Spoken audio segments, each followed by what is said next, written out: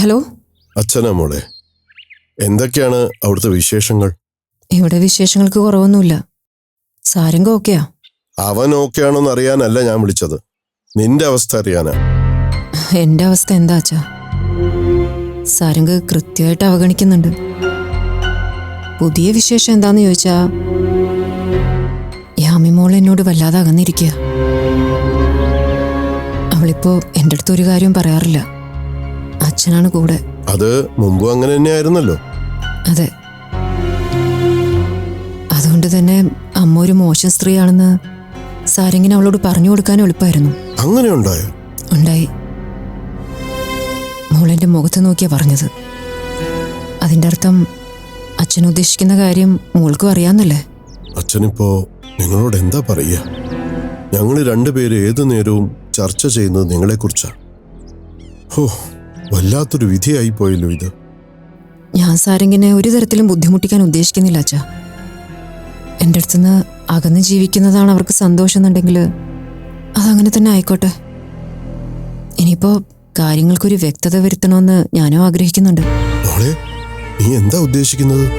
അച്ഛൻ പേടിക്കണ്ട, ഇറങ്ങിപ്പോവാനൊന്നുമല്ല. സെപ്പറേറ്റഡ് ആണല്ലോ. അപ്പൊ പിന്നെ സാരംഗിന്റെ ചെലവിൽ ഞാൻ ജീവിക്കുന്നത് ശരിയല്ല. ഈ മാസം മുതൽ വീട്ടു ചെലവിന്റെ പകുതി ഞാൻ കൊടുക്കാൻ തീരുമാനിച്ചിരിക്കുക. അത്രയ്ക്കൊക്കെ വേണോ?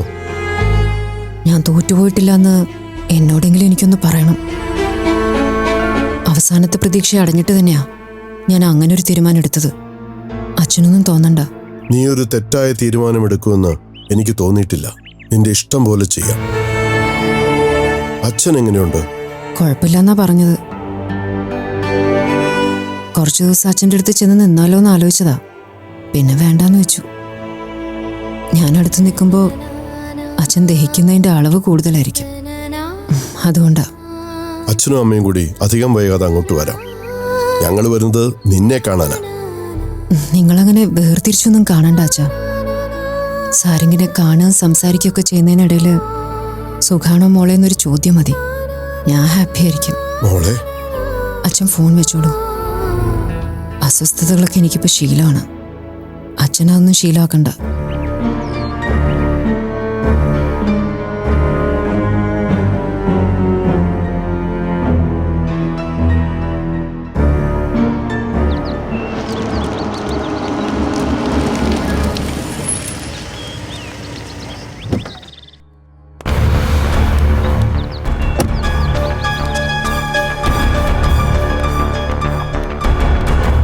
അനാമിക,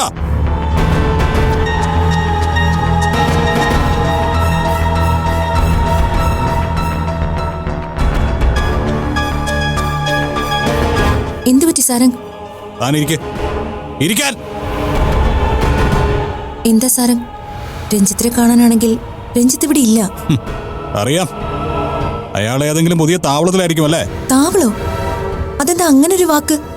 അനാമിക, രഞ്ജിത്ത് വരുമ്പോഴേ അയാളോടൊരു കാര്യം പറഞ്ഞേക്ക്. സാരംഗിന്റെ ശത്രുവാകാന്ന് പറയുന്നത് അയാൾക്ക് താങ്ങാനാവുന്ന ഒരു കാര്യമല്ലാന്ന്. എനിക്ക് മനസ്സിലായില്ല. ആകാശത്ത് ചന്ദ്രൻ ഉദിക്കുമ്പോ കൂവി തോൽപ്പിക്കാൻ ശ്രമിക്കുന്ന ചില നായ്ക്കളെ കണ്ടിട്ടുണ്ടോ? അത് ഒരുതരം മാനസിക പ്രശ്നമാണ് ഇപ്പൊ രഞ്ജിത്ത് കാണിക്കുന്നത്. സാരംഗ്, കാര്യം എന്താണെന്ന് തെളിച്ച് പറ. എന്റെ ഓഫീസിൽ വലിയ കൊള്ള നടത്തിയ ആളുണ്ട്, എന്റെ മാനേജർ അശോക്. അവന്റെ പിന്നിൽ ആരാണെന്ന് അറിയാൻ വേണ്ടിയിട്ട് ഞാൻ അവനെ വാച്ച് ചെയ്ത് തുടങ്ങിയിരുന്നു. പക്ഷെ ഇന്ന് എനിക്ക് ബോധ്യമായി അവന്റെ പുറകിൽ രഞ്ജിത്താണെന്ന്. ഒന്ന് മിണ്ടാതിരിക്കുന്നുണ്ടോ? സാരംഗിന് അങ്ങനെ ഒരു പ്രശ്നം ഉണ്ടെന്ന് കേട്ടപ്പോ മൈഥിലിയെ വിളിച്ച് കാര്യം പറഞ്ഞത് രഞ്ജിത്താ. സാരംഗിനെ ആശ്വസിപ്പിക്കണം, അതിനു വേണ്ടിയിട്ട് മൈഥിലി ഇറങ്ങണമെന്നൊക്കെ ആവശ്യപ്പെട്ടത് രഞ്ജിത്താ. രഞ്ജിത്തിന് അത്തരം ആളുകളുമായിട്ട് ഒരു കണക്ഷനും ഇല്ല. കണക്ഷൻ ഉണ്ടെന്ന് എനിക്ക് ബോധ്യപ്പെട്ടതുകൊണ്ടാ ഞാൻ ഇങ്ങോട്ട് വന്നത്. രഞ്ജിത്തിനെ അശോകിനെയും ഞാൻ ഒരുമിച്ച് കണ്ടിട്ടാ വരുന്നത്. സാരംഗ്, തന്റെ കാര്യത്തിൽ എന്നോട് സംസാരിക്കാൻ അവൻ വന്നു. എന്നെ ഇവിടെ കൊണ്ടിരുത്തി അവൻ സംസാരിപ്പിച്ചു. അതൊക്കെ അവന്റെ ബുദ്ധിയുടെ ഒരു വശം മാത്രമാ. മറുവശത്ത് എന്നോടുള്ള അസൂയാണ്, എന്റെ വളർച്ചയോടുള്ള അസൂയ. വർക്ക് ചെയ്തിരുന്ന കമ്പനി പിടിച്ചു നിർത്താൻ എന്റെ മുന്നിൽ കെഞ്ചാൻ വന്നിട്ടും ഞാനത് സമ്മതിക്കാതിരുന്നതിന്റെ പകയാണ്. ഞാനിത് വിശ്വസിക്കില്ല. രഞ്ജിത്തിന് അത്രയ്ക്കൊന്നും തരം താഴാൻ പറ്റില്ല. തരം താഴാൻ എനിക്ക് പറ്റും. എന്റെ ഈ എക്സിക്യൂട്ടീവ് വേഷത്തിൽ നിന്ന് എത്രത്തോളം താഴേക്ക് ഇറങ്ങേണ്ടി വന്നാലും ഞാൻ ഇറങ്ങും. പ്രത്യേകിച്ച് എന്നെ ഒരുത്തൻ ചതിച്ചൊന്ന് തിരിച്ചറിഞ്ഞാൽ. എന്നെ ചതിച്ച അശോകിനുള്ള ശിക്ഷ ഏത് വിധത്തിലായിരിക്കണം എന്നുള്ള അന്വേഷണത്തിലാണ് ഞാൻ. രഞ്ജിത്ത് അവന് കൂട്ടു നിന്നിട്ടുണ്ടെങ്കിൽ രഞ്ജിത്തും ശിക്ഷിക്കപ്പെടും. ആ സമയത്ത് പഴയ സൗഹൃദത്തിന്റെ കണക്കും പറഞ്ഞ് എന്റെ മുന്നിൽ വരരുത് താൻ. അത് പറയാനാ ഞാൻ വന്നത്. സാരംഗ്, ഞാൻ ഇപ്പൊ തന്നെ രഞ്ജിത്തിനെ വിളിച്ചു വരുത്താം. ഈ തെറ്റിദ്ധാരണ ഇപ്പൊ തന്നെ തിരുത്താം നമുക്ക്. എനിക്കതിന്റെ ആവശ്യമില്ല. ഹോസ്പിറ്റലിൽ നിന്ന് തിരിച്ചെത്തിയപ്പോഴേ അനാമിക എന്നോട് പറഞ്ഞില്ലേ ജീവിതത്തിൽ രഞ്ജിത്തിനുള്ള സ്ഥാനം, പ്രത്യേകത എന്നൊക്കെ. ആ കൂട്ടെന്നേക്കുമായിട്ട് വേണമെങ്കിൽ കാര്യമായിട്ടൊന്ന് ഉപദേശിച്ചേക്ക്. സാരംഗിനെ തോൽപ്പിക്കാൻ അവനായിട്ടില്ല എന്ന്.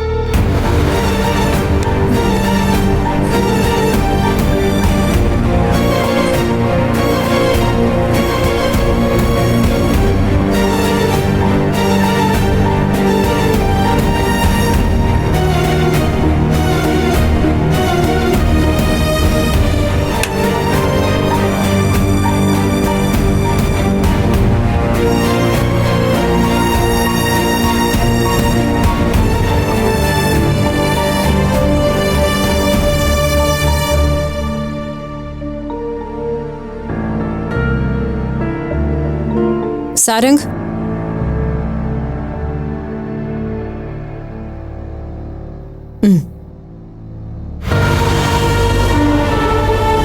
എന്താ ഇത്? വീട്ടു ചെലവിന്റെ കണക്കുകൾ ഇതുവരെ നമ്മൾ സൂക്ഷിച്ചിരുന്നില്ല.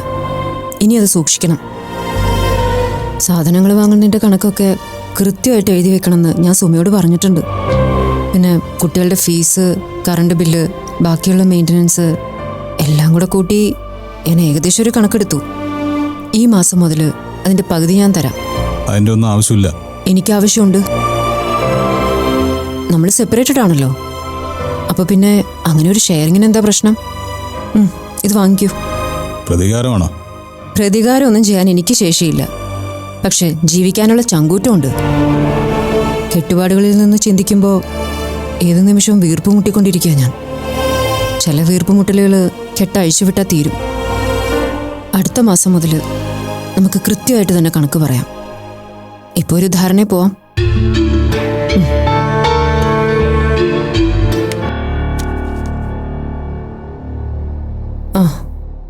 പിന്നെ വീടിന്റെ കാര്യം അല്ല, ഞാനും മോനും ഇവിടെ താമസിക്കുന്നതിന് വാടക ഇനത്തില് എന്തെങ്കിലും വേണമെങ്കിൽ അതും ആവശ്യപ്പെടാട്ടോ. താൻ എന്നെ ജയിക്കാൻ വേണ്ടി ശ്രമിക്കുകയാണോ? ആന ചെയ്യുന്നതൊന്നും ഉറുമ്പിന് ചെയ്യാൻ പറ്റില്ല. പക്ഷെ ഉറുമ്പിന്റെ ജയം അതിന്റെ ആത്മാഭിമാനമാണ്.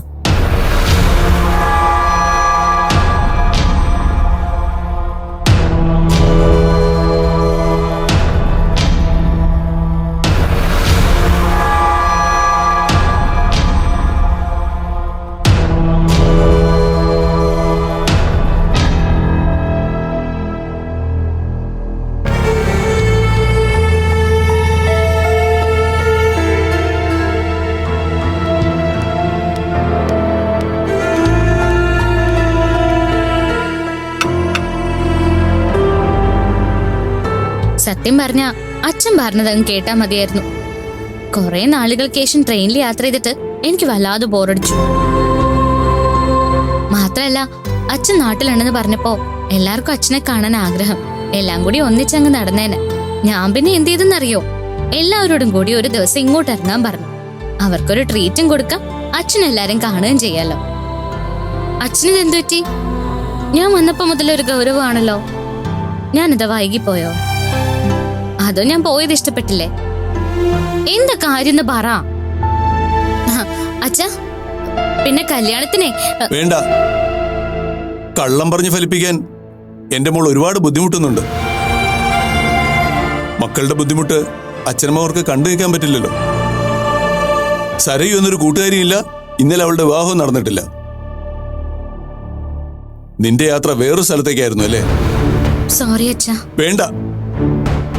ഇതിനപ്പുറത്തേക്ക് എങ്ങനെയാ ഞാൻ നിന്നോട് ഫ്രീ ആകേണ്ടത്? എന്ത് സ്വാതന്ത്ര്യം ഞാൻ നിനക്ക് തരേണ്ടത്? എന്നിട്ട് എന്നോട് കള്ളം പറയാനാണ് തോന്നുന്നതെങ്കിൽ ഈ കാണിക്കുന്നതൊക്കെ വെറും കാവട്യം മാത്രമല്ലേ? അച്ഛാ റിയലി സോറി. ഞാൻ അരുണിനോടൊപ്പം ഇതുവരെ യാത്ര ചെയ്തിട്ടില്ല. ഇതാ ഫസ്റ്റ് ടൈം. അതെങ്ങനെ അച്ഛനോട് പറയുന്നായിരുന്നു? പറഞ്ഞിരുന്നെങ്കിൽ ഞാൻ എതിർക്കില്ലായിരുന്നു. അത്രയ്ക്ക് കാട്ടാളത്തൊന്നും എന്റെ മനസ്സിലില്ല. അമ്മയില്ലാത്ത കുട്ടിയാണ് നീ എന്നുള്ളത് എന്റെ പേടിയല്ലല്ലോ, വാസ്തവല്ലേ? ചിലപ്പോ ചില സ്വാതന്ത്ര്യങ്ങൾ എനിക്ക് വേണ്ടെന്ന് വെക്കേണ്ടി വരും. അങ്ങനെ ചില ഭയങ്ങളില്ലെങ്കിൽ അച്ഛൻ എന്ന പദം പൂർണ്ണമാകില്ലല്ലോ. ഇപ്പഴാ ഞാൻ ചെയ്ത തെറ്റിന്റെ ആഴം എനിക്ക് മനസ്സിലാവുന്നത്. ഞാൻ അങ്ങനെ ഒരു ട്രിപ്പ് പ്ലാൻ ചെയ്യാൻ പാടില്ലായിരുന്നു. വേണ്ട വേണ്ട എന്ന് അരുൺ എന്നോട് പറഞ്ഞതാ. എന്നിട്ട് ഞാൻ അവനെ നിർബന്ധിച്ചു. അമ്മയുണ്ടായിരുന്നെങ്കിൽ ഇപ്പൊ നിന്നോട് ചോദിക്കുന്ന ചോദ്യം എന്താണെന്നറിയോ? നിങ്ങൾ ഒരു മുറിയിലാണോ തങ്ങിയതെന്നായിരിക്കും. അമ്മ ഉണ്ടായിരുന്നെങ്കിൽ എനിക്ക് ഉറപ്പായിരുന്നു അതേന്ന് പറയാൻ. എനിക്കിപ്പോ ഇത്രയും മാത്രമേ അച്ഛനോട് പറയാൻ പറ്റൂ. I am sorry, really really sorry.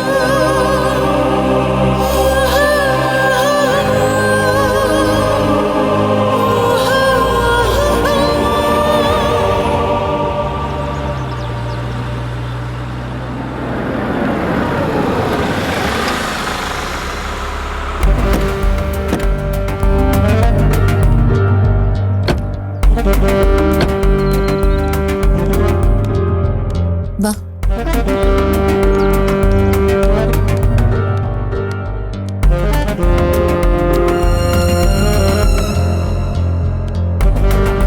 ആഹാ, രണ്ടാളും ഉണ്ടല്ലോ. മൈഥിലിക്ക് ഇന്ന് ഹോസ്പിറ്റലിൽ പോകണ്ടായിരുന്നോ? കുറച്ച് കഴിഞ്ഞിട്ടേ ഉള്ളൂ. സാരംഗ് എവിടെ? ഇവിടെ ഇല്ല. ഞങ്ങള് സാരംഗിനെ ഒന്ന് കാണാൻ വന്നതാ. ഏതായാലും വരട്ടെ, ഞങ്ങൾ വെയിറ്റ് ചെയ്യാം.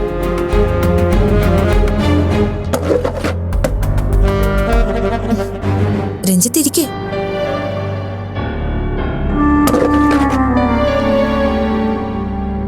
എന്താ രഞ്ജിത്ത്, സാരംഗിനെ കാണാനുള്ള അത്യാവശ്യം എന്നോട് പറയാവുന്നതാണോ? അങ്ങനെ പ്രത്യേകിച്ച് കാര്യമൊന്നുമില്ല. ഉണ്ട്. സാരംഗ് എന്നെ കാണാൻ വന്നിരുന്നു. ഒരു ചെറിയ ഇഷ്യൂ ഉണ്ട്, അതൊന്ന് സംസാരിച്ച് തീർക്കാൻ വേണ്ടിയാ. എന്താടോ? ഒരു മിസ്അണ്ടർസ്റ്റാൻഡിംഗ് ആണ്. സാരംഗ് വരട്ടെ. അനാമിക, സത്യത്തിൽ ഇതിന്റെ ആവശ്യമൊന്നുമില്ല. അയാളുടെ നിലപാടുകൾ എന്നും വ്യത്യസ്തമാണല്ലോ. ഇതും അക്കൂട്ടത്തിൽ പെടുത്തിയാ പോരെ? സാരംഗിന്റെ എല്ലാ നിലപാടുകളും അതേപോലെ അംഗീകരിക്കാൻ നമ്മൾ മൈഥിലി പോലെ അല്ലല്ലോ. പറയാൻ പോകുന്ന കാര്യം എന്തായാലും അതിലെനിക്ക് സ്ഥാനമുണ്ടോ? ഏയ് ഇല്ലടോ, ഇതൊരു ചെറിയ പ്രശ്നാ. തീർന്ന എല്ലാവർക്കും സന്തോഷല്ലേ? എന്നാ കുടിക്കാൻ ഞാൻ എന്തെങ്കിലും എടുക്കട്ടെ? വേണ്ട, മനസ്സ് ഒരുപാട് തണുത്താ ശരിയാവില്ല.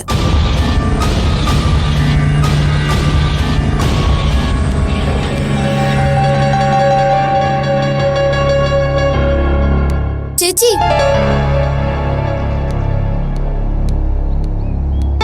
ചേച്ചി എവിടെ പോവാ? നിനക്ക് ക്ലാസ്സില്ലേ? ചേച്ചിക്ക് ക്ലാസ്സില്ലേ? ചേച്ചി എന്താ ക്ലാസ്സിലിരിക്കാത്തെ? എന്റെ ക്ലാസ് കഴിഞ്ഞു. കള്ളം, ആരുടെയും ക്ലാസ് കഴിഞ്ഞിട്ടില്ല. എനിക്കൊരു സ്ഥലത്ത് പോകാനുണ്ട്. എവിടെ? അത് നീ അറിയണ്ട. എന്നാ ചേച്ചി പോവാൻ വേണ്ട. അത് നീ ആണോ തീരുമാനിക്കുന്നത്? ചേച്ചി വെറുതെ അച്ഛനും അമ്മയ്ക്ക് വിഷമാവേ. ചേച്ചി എന്നോട് പറഞ്ഞിട്ടുള്ളതല്ലേ സ്കൂളിൽ നന്നായിട്ട് പെരുമാറണോന്ന്. പിന്നെന്താ? നിന്നോട് ക്ലാസ്സിലേക്ക് പോകാനല്ലേ പറഞ്ഞേ? ഞാൻ സമ്മതിക്കില്ല. ചേച്ചിയോട് പോവാൻ ഞാൻ സമ്മതിക്കില്ല. വിടടാ.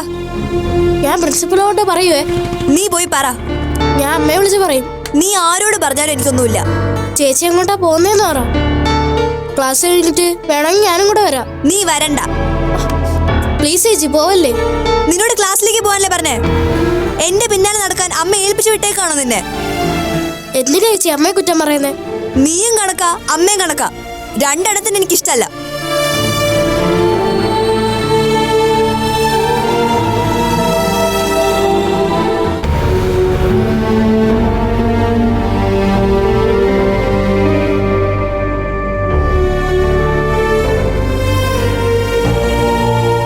ഞാൻ ചിന്തിക്കുകയായിരുന്നു, നമ്മുടെ കൺമുന്നിൽ കാണുന്ന എത്രയോ മനുഷ്യർ ഇതുപോലെ ആത്മാർത്ഥമായിട്ട് കൂടെ നിൽക്കുന്നവരെ സംശയത്തിന്റെ കണ്ണിൽ നോക്കി കാണുന്നുണ്ടാവും.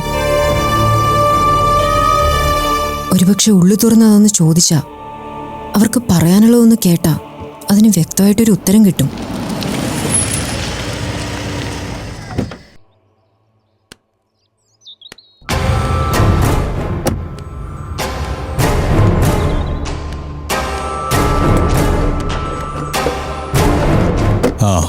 നിങ്ങളെപ്പോ എത്തി? രഞ്ജിത്തിനെ ഞാൻ കൂട്ടിക്കൊണ്ടു വന്നതാ സാരംഗിനോട് സംസാരിക്കാൻ.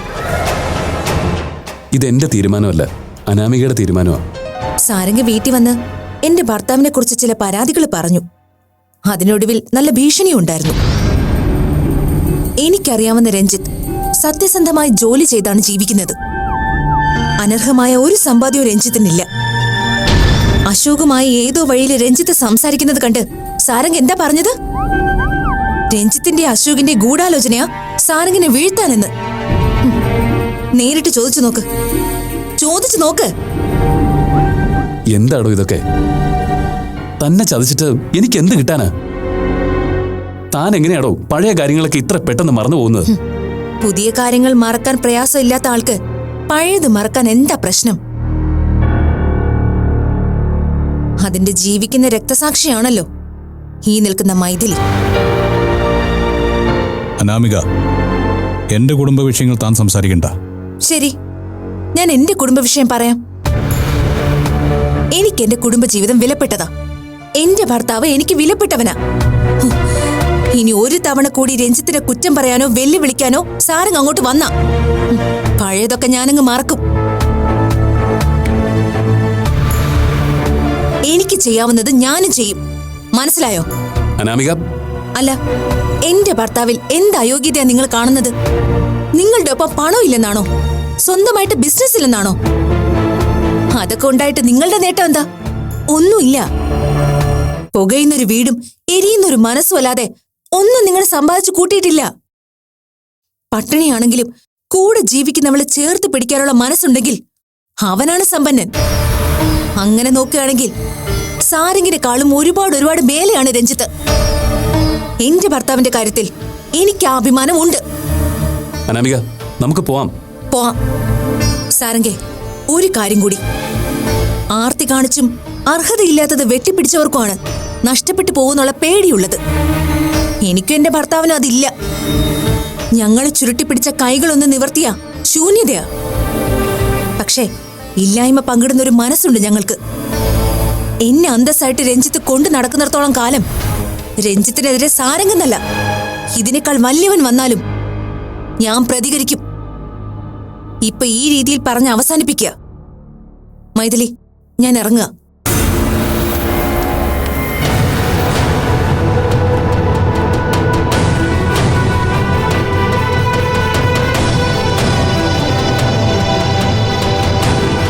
സോറി സാരംഗ്. കൂടെ ജീവിക്കുന്നവൾ അടിച്ചമർത്തപ്പെടേണ്ടവൾ മാത്രമല്ലെന്ന എന്റെ വിശ്വാസം. ഞാൻ വിളിച്ച അവള് വരുന്നത് പോലെ അവള് വിളിച്ച ഞാനും പോണം. ഞാൻ വലിയ തുല്യതയൊന്നും പറയുന്നില്ല. അവൾ എന്നെക്കുറിച്ച് അഭിമാനത്തോടെ സംസാരിച്ച ആ നിമിഷമുണ്ടല്ലോ, I am proud of that.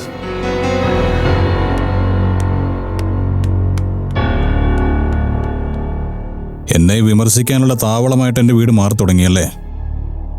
അവര് പോയതിനു ശേഷം ഈ ശൗര്യത്തിന്റെയൊക്കെ ആവശ്യമുണ്ടോ? പറയാനുള്ളത് മുഖത്ത് നോക്കി പറയണം, ആരോടാണെങ്കിലും.